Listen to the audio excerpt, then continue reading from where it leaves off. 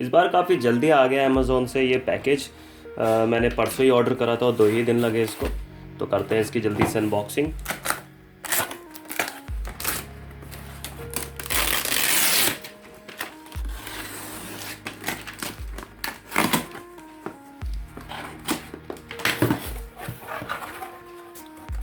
ये रहे 2 search protectors.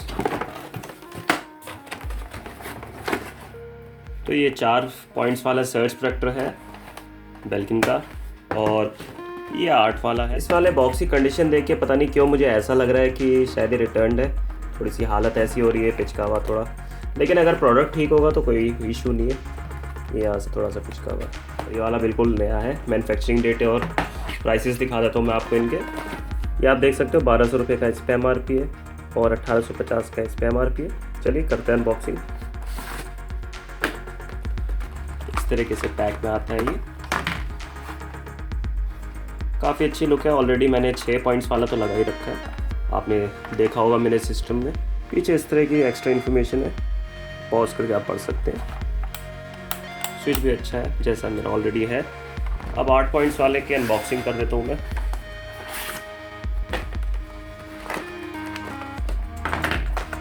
ये कुछ इस तरीके से लगता है। इसमें एक ये ऑपोजिट है थोड़ा सा। अगर एक तरीके से होता तो ज़्यादा अच्छा लगता, लेकिन जो पावर कॉर्ड है वो आपस में नहीं आती, क्योंकि एक की पावर कॉर्ड यहाँ निकलेगी और एक की यहाँ निकलती, तो इसलिए इन्होंने ऑपोजिट डायरेक्शंस में करा है। तो जो भी ज़्यादातर पावर अडेप्टर्स होते हैं कंप्यूटर्स में, यहाँ पर आप ऊपर वो लगा सकते हैं, तो उसमें आपको ज़्यादा फ़र्क नहीं पड़ता, उल्टे लग जाए। लेकिन जो 3 पिन वाले हैं इनको आप नीचे लगा सकते हैं। कंप्यूटर में ज़्यादातर 2 पिन वाली कनेक्टर्स होते हैं, जैसे कि वाईफाई मॉडेम्स हो गए या स्पीकर सिस्टम हो गए, तो इसलिए ये काफ़ी हेल्पफुल रहता है उसमें। इसका भी सेम उसी की तरह स्विच है और सेम क्वालिटी है।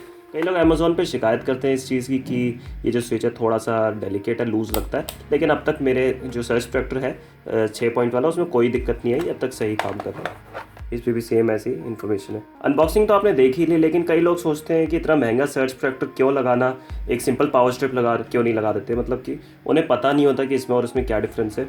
तो इस पूरी वीडियो को देखते रहिए, पूरा मैं आपको एक्सप्लेनेशन दूंगा कि ये किस तरीके से काम करते हैं। ये मेरा पुराना वाला सर्च प्रोटेक्टर है 6 पॉइंट्स वाला, तो अब तक ये काफ़ी अच्छा काम कर रहा था। लेकिन अब हुआ क्या, थोड़ी सी मेरी डिवाइसेस बड़ी है और मुझे एक इन्वर्टर लगाने की भी ज़रूरत पड़ेगी। तो ये जो है ना UPS, इसमें मल्टीपल पॉइंट्स होते थे, लेकिन इन्वर्टर में सिर्फ सिंगल पॉइंट होता है। तो उस कारण की वजह से एक ये सर्च प्रोटेक्टर ऐड करना पड़ा मुझे, तो वही पूरा इंस्टॉल करूँगा। पूरी डिटेल्ड वीडियो होगी इस पर। सबसे पहले तो जो पुराने स्विच की फिटिंग्स है उनको खोल लेते हैं, क्योंकि नए सर्च प्रोटेक्टर लगाने के लिए हमें थोड़ी सी जगह चाहिए। 6.5 mm की ड्रिल बिट की मदद से हम दीवार में छेद करेंगे ताकि हम नए सर्च प्रोटेक्टर टांग पाएँ। ऑफ द कैमरा मैंने ऑलरेडी जो स्क्रूज़ के मार्क्स होते हैं सर्च प्रोटेक्टर पे वो कर लिए हैं मार्क दीवार पे, और ड्रिलिंग कर रहा हूँ। ड्रिलिंग के बाद वॉल प्लग्स लगा लेंगे और फिर फाइनली स्क्रूज़ कस लेंगे।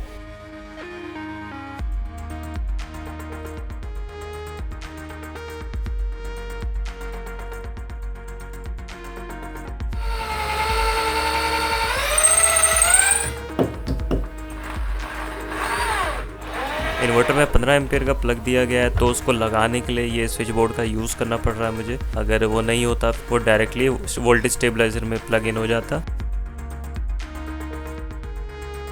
इस तरीके से मार्किंग्स करी मैंने, आप देख सकते हैं। तो ये 4 पॉइंट वाला सर्च प्रोटेक्टर यहाँ टंगेगा।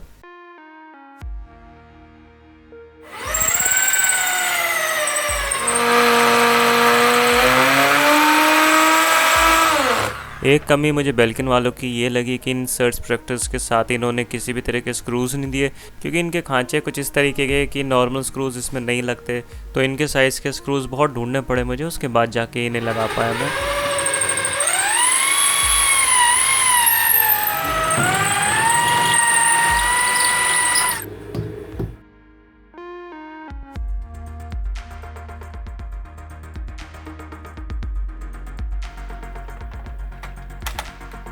फाइनली सारा काम हो गया और वायर्स को काफ़ी टाइम लगा ठीक से अरेंज करने में, लेकिन अब बहुत सहूलियत हो गई और प्रॉपरली ये सेटअप काम कर रहा है। Main surge protector direct voltage देता है, तो उसमें से एक पॉइंट लेके हमने इस वोल्टेज स्टेबलाइजर में दिया है।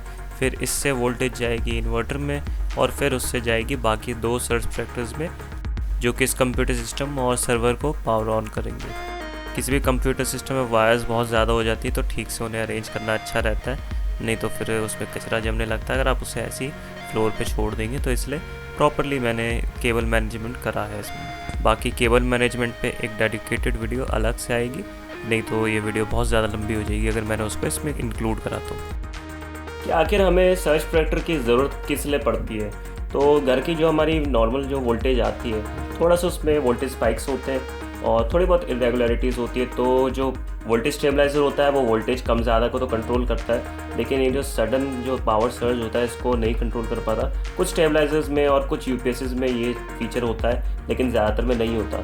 तो हर चीज़ के लिए एक अलग डिवाइस होना अच्छा होता है। जैसे वोल्टेज स्टेबलाइजर वोल्टेज स्टेबलाइज करता है, सर्ज प्रोटेक्टर ये जो पावर सर्ज होता है इसको कंट्रोल करता है, और जो इन्वर्टर हो गया या यूपीएस हो गया वो पावर बैकअप देता है। तो हर डिवाइस का अपना अलग पर्पस है। इसको ऑलरेडी मैंने डिटेल में एक अलग वीडियो में कवर कर रखा है और उस वीडियो का डिस्क्रिप्शन में लिंक है, आप जाके चेक कर सकते हैं। इस वीडियो में आपको सिर्फ सर्च प्रोटेक्टर पे पूरी डिटेल दूंगा, बाकी चीज़ों में नहीं जाऊंगा, नहीं तो वीडियो ज़्यादा लंबी हो जाएगी। सर्च प्रोटेक्टर के अंदर मेटल ऑक्साइड के वेरिएस्टर होते हैं। अब ये क्या होता है, ये एक इलेक्ट्रॉनिक पार्ट होता है, ये सेंस करता है वोल्टेज को, और कभी भी जब एक्सेसिव जो वोल्टेज आती है तो वो उसको ग्राउंड के थ्रू भेज देता है। किसी भी सर्च प्रोटेक्टर के लिए प्रॉपरली काम करने के लिए ये ज़रूरी है कि आपके घर में जो ग्राउंड है ना, अर्थिंग होनी चाहिए। अगर आपके घर में अर्थिंग नहीं है तो ये सर्च प्रोटेक्टर काम नहीं करेगा, क्योंकि जो इसका एक्सेसिव करंट होता है, सपोज इनमें शॉर्ट हुआ है तो ये ग्राउंड के थ्रू ही उसको भेजेगा।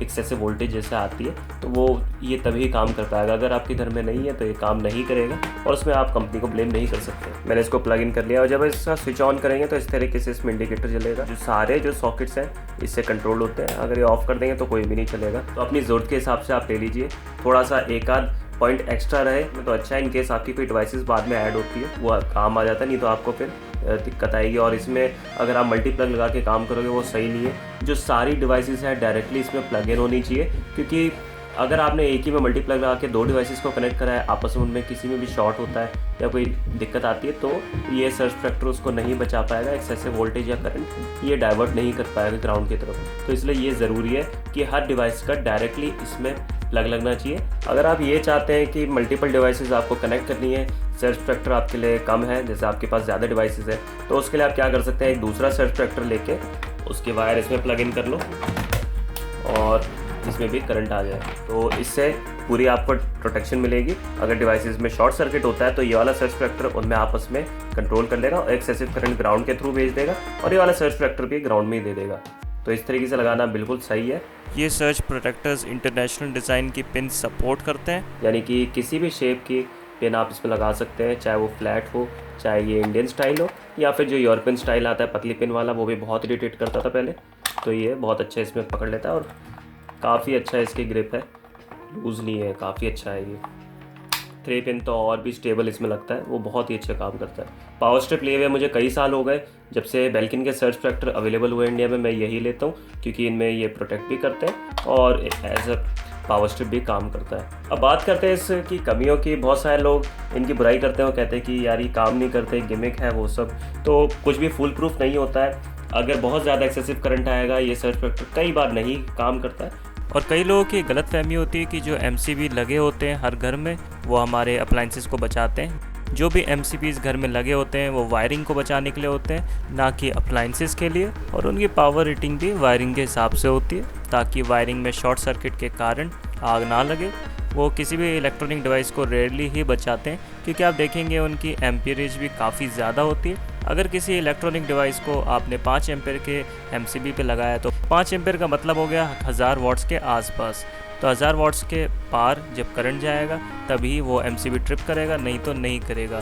और काफ़ी सारी जो इलेक्ट्रॉनिक डिवाइसेस है उनमें जब शॉर्ट सर्किट होता है उनका सर्किट इतना डेलिकेट होता है कि इतनी हाई एम्पियर्स वो नहीं छू पाते, जिसके कारण MCB ट्रिप करता ही नहीं है और इलेक्ट्रॉनिक डिवाइस में अपने आप में ही शॉर्ट सर्किट होता रहता है, वो डैमेज हो जाती है। वो अलग बात है, ज़्यादातर इलेक्ट्रॉनिक डिवाइसेस में अपने फ्यूज़ होते हैं और कुछ हाई क्वालिटी अप्लाइंसेस में वेरिएस्टर भी बिल्ट इन होते हैं, लेकिन हर अप्लाइंस में हो ऐसा ज़रूरी नहीं है। जब भी किसी अप्लाइंस में शॉर्ट सर्किट होता है तो जो भी उसका एक्सेसिव करंट या वोल्टेज होता है वो जो पैरेलल में अप्लाइंसेस उसके साथ लगी हुई होती है किसी भी पावर स्ट्रिप में, उसमें वो चला जाता है। बिजली को कहीं ना कहीं पाथ ऑफ लीस्ट रेजिस्टेंस तो चाहिए ही, तो फिर वो उसको डैमेज कर देता है। तो सर्ज प्रोटेक्टर उस चीज़ में बहुत हेल्प करता है। पावर सर्ज को देखने के लिए आप किसी भी अप्लायंस का जो प्लग है उसको थोड़ा सा लूज़ करके देख सकते हैं सर्ज प्रोटेक्टर में, और अगर वो सही से काम कर रहा होगा तो आपको स्पार्किंग बिल्कुल भी नहीं दिखेगी। और वही चीज़ आप किसी नॉर्मल आउटलेट में लगा के देखेंगे तो आपको काफ़ी स्पार्किंग मिलेगी। किसी भी अप्लायंस को कनेक्ट या डिस्कनेक्ट करते वक्त स्पार्किंग अक्सर होती है और वो एक पावर सर्ज इंडिकेट कर रही होती है, क्योंकि किसी भी अप्लायंस को जब लगाते हैं वो एकदम से करंट खींचती है क्योंकि उसके कैपेसिटर्स डिस्चार्ज होते हैं। और ऐसे ही किसी अप्लायंस को जब आप डिस्कनेक्ट करते हैं तो वो करंट खींचते रहना चाहती है। इसके कारण आप स्पार्किंग नोटिस कर सकते हैं। अगर किसी सर्ज प्रोटेक्टर में आपको स्पार्किंग दिख रही है तो इसका मतलब ये वो सही से काम नहीं कर रहा है, तो उसकी या तो आप क्लीनिंग करके ट्राई कर सकते हैं, लेकिन अगर उसके बाद भी काम नहीं कर रहा है तो उसको आपको रिप्लेस करना पड़ेगा, क्योंकि इनकी भी एक लाइफ होती है और लगभग 5 से 10 साल के करीब ये चलते हैं। बेल्किन के सर्ज प्रोटेक्टर्स अलग अलग साइजेस में आते हैं, जैसे कि 3 सॉकेट वाले या 4, 6 और 8 सॉकेट्स वाले। इसके सारे ही वेरिएशंस के लिंक्स मैंने वीडियो डिस्क्रिप्शन में दे दिए हैं। अगर आप करंट प्राइसेस चेक करना चाहते हैं या इनको ख़रीदना चाहते हैं, लिंक्स पे जाके आप चेक कर सकते हैं। मुझे उम्मीद है वीडियो आपको पसंद आई होगी। आपके कोई भी सवाल है तो कमेंट से ज़रूर पूछ सकते हैं मुझसे।